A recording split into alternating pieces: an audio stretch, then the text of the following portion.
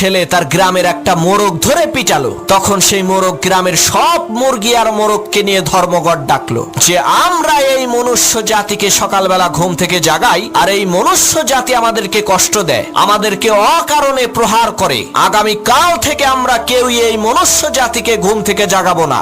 দেখি ওরা কি করে কাজকর্ম করে খায়। যে কথা সেই কাজ। তারপরের দিন সকালে সেই গ্রামের একটা মোরগও ডাকাডাকি করলো না, চুপ করে রইলো। কিন্তু তারা ক্ষোভ থেকে বের হয়ে দেখলো একই অবাক কাণ্ড, গ্রামের সব মানুষ ঘুম থেকে উঠে তারা তাদের কাজকর্ম করছে। তখন গ্রামের সকল মুরগি আর মোরগ বুঝতে পারলো আমরা যদি না থাকি, বাকবাকুম করে না ডাকি, তাহলে মানুষের জীবন ধারায় কোনো পরিবর্তন হবে না। ঠিক একই ভাবে বন্ধু, তুমিও যদি না থাকো এই পৃথিবীর কিছুই আসবে যাবে না। তুমি তো ভালো, পৃথিবীর বিশাল বড় রাজা বাদশাহ নবী রাসূল তারাও চলে গেছে, তাই বলে কি পৃথিবী থেমে আছে? পৃথিবী তার আপন গতিতে চলছে আর কিয়ামত পর্যন্ত